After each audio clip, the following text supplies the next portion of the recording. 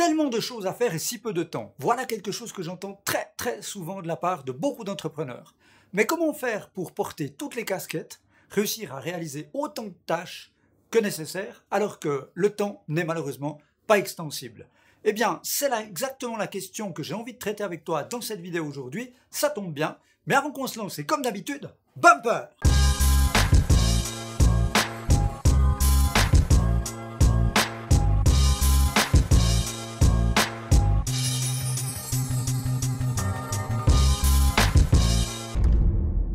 Hello les starters et encore bienvenue sur cette chaîne où, comme vous le savez très certainement déjà, ma mission c'est de vous accompagner, de vous aider pour que vous puissiez inventer votre futur et lancer votre business. Alors avant que je me lance dans la vidéo sur la gestion des priorités, j'aimerais vraiment vous remercier. On vient de passer la barre fatidique des 1000 abonnés sur ma chaîne et je suis super content. C'est grâce à vous, merci encore et je continue à 200% à délivrer de la valeur, comptez sur moi. Comme je te le disais en intro, l'idée de cette vidéo aujourd'hui, c'est de parler de gestion du temps et des priorités. Alors pourquoi parler de ce sujet? Parce que c'est absolument capital pour un entrepreneur. Tellement de choses à faire, si peu de temps à disposition, on porte toutes les casquettes, financier, marketeur, vendeur, on fait de l'administration, mais on doit aussi réaliser le service ou le produit pour les clients. Eh bien, énormément de choses à faire, très peu de temps, donc il faut gagner en efficacité. Mais comment faire? Eh bien, il va falloir utiliser des techniques qui vont te permettre d'être plus efficient, plus efficace, plus productif. Alors c'est un sujet qui me passionne et qui m'intéresse particulièrement, puisque pour des raisons particulière du fonctionnement de mon cerveau depuis petit, je suis quelqu'un qui peut être d'une grande productivité, mais pas forcément très organisé.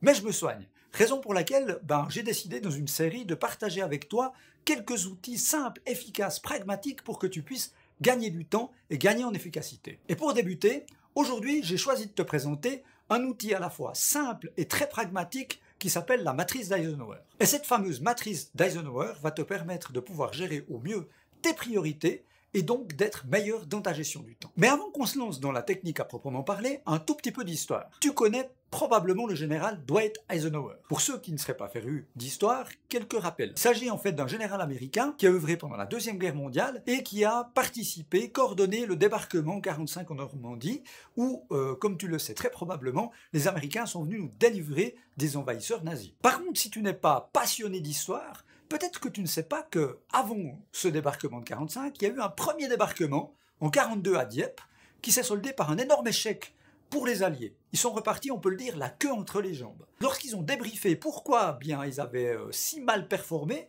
et qu'ils s'étaient fait battre à plat de couture par les nazis, c'était parce qu'ils avaient très mal géré les priorités. Et donc ils sont repartis, ils ont mis l'ouvrage sur le métier et ils ont essayé d'imaginer un système de gestion des priorités pour être meilleur la prochaine fois. Ce qui nous a permis d'être libérés. Et du coup on dit que c'est le général Eisenhower qui aurait donc inventé ce système de gestion des priorités à la suite de ce premier échec. Mais revenons à notre matrice et plus particulièrement à celle d'Eisenhower. Qu'est-ce que c'est que cette technique? Comment fonctionne-t-elle? Eh bien je peux te dire qu'elle est très simple mais d'une grande efficacité.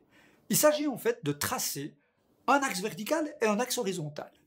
En croisant les deux, tu vas obtenir 4 cadrans, et derrière chacun de ces cadrans se cachera un degré de priorité. Et pour chacun de ces degrés de priorité, tu auras des actions spécifiques qui vont te permettre de mieux gérer tes priorités et de gagner en efficacité et gagner du temps. Alors commençons par l'axe horizontal. L'axe horizontal, c'est l'axe de l'urgence. Tu auras d'un côté les tâches, les missions, les choses qui sont très urgentes. Très urgente, ça signifie ça ne peut pas attendre. C'est tout de suite, tout à fait cessante. Et de l'autre côté du spectre, tu auras, au niveau de l'urgence, quand tu as le temps, quand les poules auront des dents, tu as vraiment le temps de voir venir. Donc ça, c'est le premier axe. Et l'axe vertical sera l'axe de l'importance, avec en haut les tâches très importantes. Alors dans le cadre de la création d'entreprise ou de la gestion d'une entreprise, tu peux dire que les tâches très importantes, c'est les tâches qui, si elles ne sont pas effectuées, peuvent finalement causer la fin de ton projet. Donc ça pourrait condamner ton entreprise à la faillite. De l'autre côté, tout en bas, tu auras donc les tâches peu, voire pas du tout importantes. Et dans ce sens-là, on peut penser des tâches futiles. C'est-à-dire que si tu ne le fais pas, il ne se passera pas grand-chose. Elles peuvent être sympas à réaliser, mais ça n'aura pas un impact phénoménal sur ton propre business. Alors commençons par le premier cadran, le cadran des tâches de priorité numéro 1.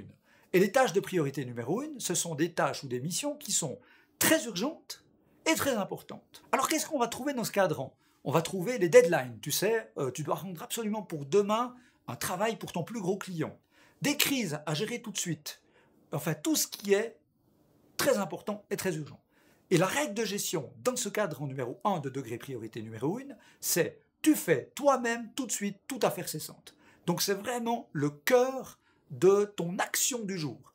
Et normalement, si tu gères bien ensuite ton cadre d'Eisenhower, tu ne devrais jamais avoir plus que 3, 4, maximum 5 tâches de cette nature par jour. Sinon, ça veut dire que tu manques par exemple de ressources. Mais heureusement, toutes les tâches ne sont pas forcément capitales, importantissimes et urgentissimes en même temps.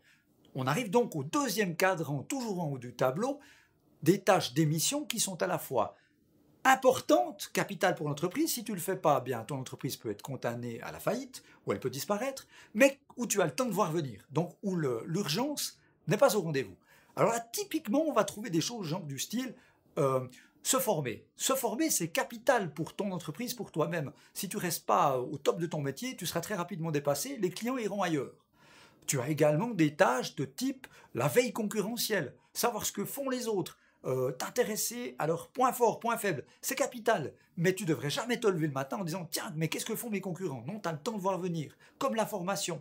Dans mon métier de consulting ou de formateur, si tu fais de la publicité dans les journaux, ça ne t'apporte pas grand-chose. Par contre, ce qui fonctionne véritablement, ce qui est capital au niveau communication, c'est de participer à des événements, des séminaires, réseautés comme on dit. Et alors ça se situe dans ce cadre numéro 2, c'est capital importantissime, mais ça ne devrait jamais être urgentissime. Imagine, c'est complètement stupide de te lever le matin et de te dire « Mon Dieu, ça fait longtemps que j'ai pas réseauté, qu'est-ce qui se passe cet après-midi, quelle conférence il y a ?» Non, tu as le temps de voir venir, tu vas planifier. Et donc cette case numéro 2 de priorité, où on trouve les tâches, les missions importantes mais non urgentes, c'est typiquement la case de l'agenda. Tu sors ton agenda et tu dis « Pour telle et telle date, je dois réaliser cette tâche ». Au mieux, tu la dilues dans le temps, et donc tu mets des étapes tout au long, tu te mets des micro-objectifs pour arriver à la date fatidique, à avoir terminé cette tâche ou cette mission.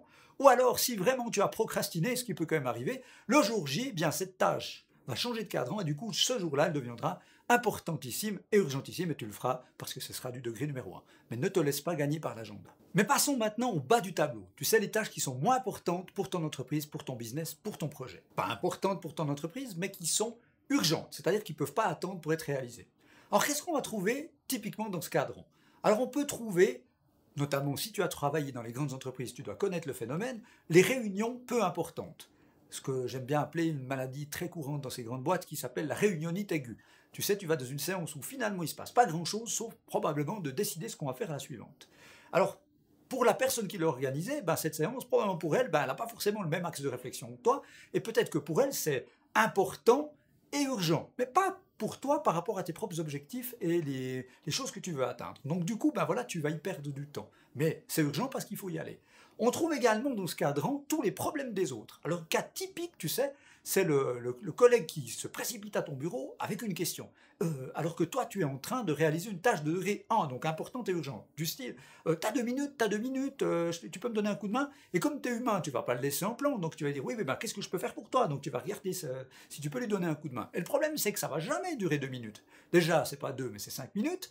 Et puis en plus, il t'a sorti de ta zone de travail dans laquelle tu étais efficace, et une fois que tu as répondu, il faudra que tu te remettes dans cette zone. Donc, ce n'est pas 2 ou 5 minutes que tu auras perdu, mais c'est le quart d'heure.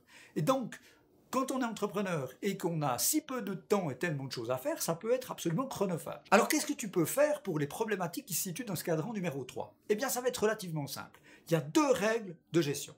La première s'applique typiquement au cas, tu sais, de « tu as 2 minutes, est-ce que tu peux me donner un coup de main ?» Alors, qu'est-ce que tu vas faire? Tu vas dévier. Dévier, ça consiste à dire écoute, je vais te donner un coup de main, mais là, je suis en train de faire un truc capital, je peux pas te servir tout de suite. Je passe vers toi dans X minutes et tu peux regarder ta montre, ce qui peut être un outil intéressant. Une autre manière de faire, c'est d'utiliser une technique comme la tomate infernale que j'ai présentée dans une vidéo, tu as le lien ici, qui peut être un magnifique outil pour dévier, tirer en corner. Donc ça, c'est la première règle. La deuxième règle, ça peut être la délégation. Alors typiquement, imagine que tu es en train de réaliser une tâche numéro 1, alors tout à coup quelqu'un tape à la porte en disant « Écoutez, il y a plus de papier Philippe Chart dans la salle de cours. » Alors évidemment, toi tu es en train de faire un truc capital et urgent, la personne pour elle, elle a besoin de ce papier Philippe Chart parce que sinon elle ne peut pas continuer son job. Qu'est-ce que tu vas faire? Tu vas déléguer. Donc la deuxième règle, c'est la délégation, qui consiste à dire « Écoutez, je ne peux pas en ce moment, mais allez voir tel et tel, mon collègue, il va vous donner un coup de main. » Et tu vas donc désigner quelqu'un qui a ceci dans son cahier des charges. Alors si tu es seul, ce ne sera pas forcément de la délégation, mais ça peut être de la sous-traitance. C'est-à-dire de dire, ok, cette tâche, cette mission, elle est urgente, il faut vraiment la faire. Par contre, elle n'est pas capitale pour mon business, elle ne nécessite pas forcément que je m'investisse personnellement dedans. Et tu peux chercher peut-être un partenaire, un freelance pour te donner un coup de main dans ce sujet particulier.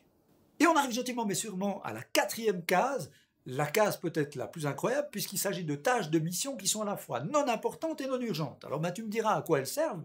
Bien, pas grand-chose, sauf que parfois la futilité, ça fait quand même du bien. Ça permet de faire une sorte de soupape, tu sais, de respirer dans un quotidien d'entrepreneur surchargé et très, très demandeur. Par contre, effectivement, il ne faut surtout pas se laisser gagner par ces futilités, puisqu'elles sont très chronophages une fois de plus, et comme on l'a dit depuis le début de cette vidéo, le temps, c'est probablement un des biens les plus précieux de l'entrepreneur. Donc il faut vraiment le conserver, le cultiver, ce temps à disposition. Alors tu me diras, qu'est-ce qu'on fait avec les tâches, les missions de cette case numéro 4 ? Eh bien c'est très simple, une fois de plus, tu as 2 règles de gestion. La première, c'est limiter, parce que ça fait quand même du bien, échanger, parler de choses un peu futiles, ou alors de checker ses réseaux de temps en temps, ben, ça lave un peu la tête, faut pas non plus se limiter complètement. Par contre, si ça devient trop chronophage, la deuxième possibilité, c'est de les éliminer purement et simplement. Alors éliminer purement et simplement, si tu es vraiment addicted, ben, tu peux carrément installer un petit bout de logiciel sur ton ordinateur ou ton smartphone qui t'interdit de telle heure à telle heure te connecter sur les réseaux sociaux. Donc si tu dois aller jusque-là, fais-le, mais par contre, ben, c'est quand même un peu dramatique. Mais n'hésite pas à le faire s'ils le font. Voilà donc, si on veut résumer les 4 cadrans d'Eisenhower, on dira le premier cadran, important et urgent, règle de gestion, à faire soi-même, tout à faire cessant. Cadran numéro 2, importantissime mais non urgent, règle de gestion, planifier, noter dans l'agenda. Cadran numéro 3, non important mais urgent. Quoi faire? 2 règles de gestion possibles, soit délégation, outsourcing, ou soit dégagement au corner, on fait plus tard. 4e cadran, non important et non urgent, règle de gestion, soit on limite, soit on élimine. Plus tu utilises cette technique, et plus tu verras que tu deviendras efficace. Mieux tu vas répartir les tâches dans les cadrans. Et au final, tu auras que quelques tâches dans le cadran numéro 1, tu auras beaucoup plus de facilité à gérer ton agenda, tu vas mieux diluer dans le temps les tâches, tu auras beaucoup plus de facilité à déléguer ou à dégager en corner, et puis ben, tu verras que ça fait du bien. La case numéro 4, on pourrait l'appeler aussi la case un peu de la poubelle, va grossir fortement souvent et tu vas trouver énormément de tâches dans cette case-là lorsque tu pratiqueras ceci de manière efficace. C'est notamment un outil que j'utilise moi pour gérer mes emails, parce que entre mes différents business, la musique, etc., ben, c'est pas rare que le matin j'arrive et que j'ai plusieurs dizaines d'emails à traiter. Alors qu'est-ce que j'ai fait? Ben, c'est très simple.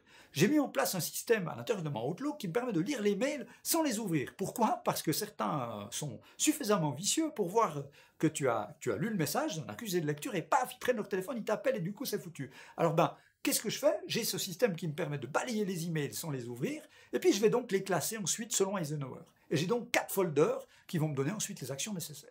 Et sans surprise, le 4e cadran, eh bien le 4e folder, qu'est-ce que c'est? Ben, c'est simplement le delete de la poubelle. Et qu'est-ce que ça fait du bien de supprimer un certain nombre de mails? Ça t'allège beaucoup. Et au pire, si tu as deleté quelque chose qui n'aurait pas forcément dû l'être, qu'est-ce qui va se passer? Bien, si cette tâche était d'un autre degré de priorité, fais-moi confiance, elle finira bien par revenir sur le tapis. Voilà, bien on arrive à la fin de cette vidéo. J'espère véritablement qu'elle te sera utile et que tu pourras gagner en efficacité, mieux gérer tes priorités et gagner du temps. Surtout si tu l'as aimé, n'hésite pas, slash le like bouton en bas, partage-la avec ta communauté, avec quelqu'un qui a besoin de ces techniques. Et surtout, si ce n'est pas encore fait, je ne peux que te suggérer, si tu le souhaites, de t'abonner à ma chaîne pour recevoir encore plus vite mes trucs, mes astuces, mes conseils pour lancer ton business et inventer ton futur. Et dans l'attente d'une prochaine vidéo, bien il me reste à te souhaiter le plein succès. Et surtout, d'ici là, n'oublie pas, be a starter!